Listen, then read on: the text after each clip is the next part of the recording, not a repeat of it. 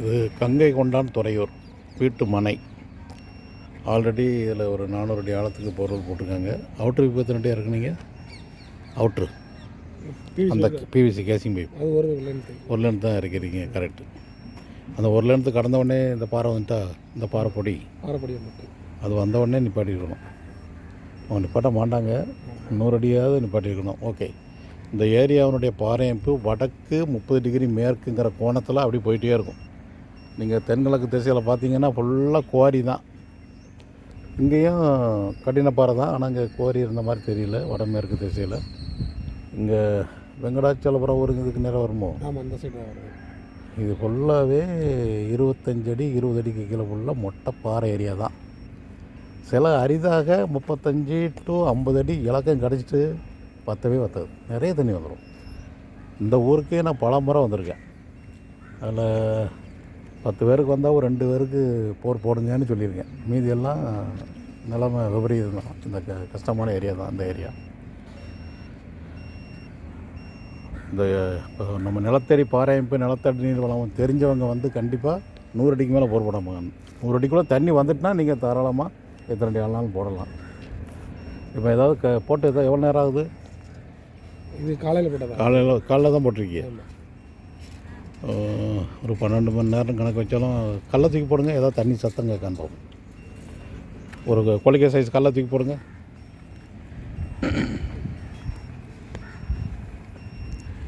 இப்போ ஃபோனு பக்கத்தில் கொண்டு போவீங்க. பர்ஸ் எதுவும் விழுந்துடாமல் உள்ள.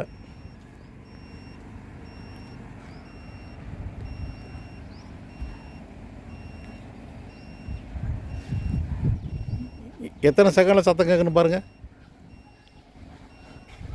எங்கிட்ட குட்டி போட்டிங்களா? டைமரை இது பண்ணுங்க.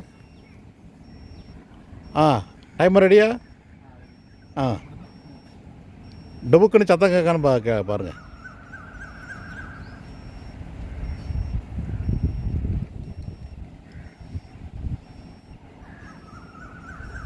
இப்போ கேட்டுச்சுல்ல? எனக்கு இங்கே கேட்கு. எத்தனை செகண்டு? வா 13 செகண்டுக்கு பிறகு சத்தம் கேட்டுக்கு அப்படின்னா ஒரு ஏறக்குறைய 300 அடிக்கு கீழே தான் தண்ணி. அதாவது 12 மணி நேரத்தில் ஒரு 100 அடி தண்ணி ஊறியிருக்கு. 50 அடியிலேருந்து 100 அடி தண்ணி ஊறியிருக்கு 12 மணி நேரத்தில். அப்படின்னா 100 நாள் 300 ஒரு 150 லிட்டர் தண்ணி போல் ஊறியிருக்கு பிரதர். 12 மணி நேரத்தில் 150 லிட்டர் தண்ணி ஊறியிருக்கு. அது நீங்கள் 20 அடியோட கேசிங் பைப்பை நிப்பாட்டுறதுனால. இல்லைன்னு வைங்க கூட ஒரு 10 அடியோ 20 அடியோ இறக்கிருப்பீங்கன்னா இது கூட ஊறி இருக்காது. கட்டான்னு உருண்டுட்டு போய் சும்மா தான் சத்தமே கட்டுக்காது. டுபுக்குன்னு சத்தம் கடிச்சு இல்லையா?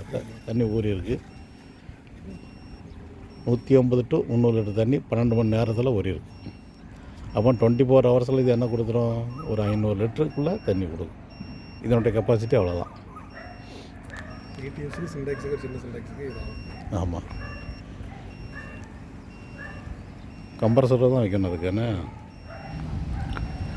முதல் ஸ்கேன் முடிவில் வட கிழக்கு மூலையிலையும் போருக்கு நேரையும் தென் மேற்கு மூலையிலையும் பாயிண்ட் அமைஞ்சிருக்கு. அது நம்ப தகுந்த மாதிரி இல்லை. ஏன்னா போர்வெலுக்கு நேராக ஒரு பாயிண்ட் வருது. அது போர்வெல்லில் ஊறி கிடக்க தண்ணி கூட காட்டும். 2வது ஸ்கேன்லேயும் சரியான பாயிண்ட் அமையல. 3வது ஒரு ஸ்கேனில் பாயிண்ட் அமைஞ்சிருக்கு. இது முதல் ஸ்கேன் பாயிண்ட்டு. இது போர்வெலுக்கு நேராக பாயிண்ட் அமைஞ்சிருக்கு. இது 2வது ஸ்கேனு. பெரிய அளவில் ஒன்றும் இல்லை. வட கிழக்கு மூலையில் ஒரு 5 மீட்டர் அளவுக்கு மட்டும் ஸ்கேன் பண்ணி பார்த்ததில் ஒரு பாயிண்ட் அமைஞ்சிருக்கு.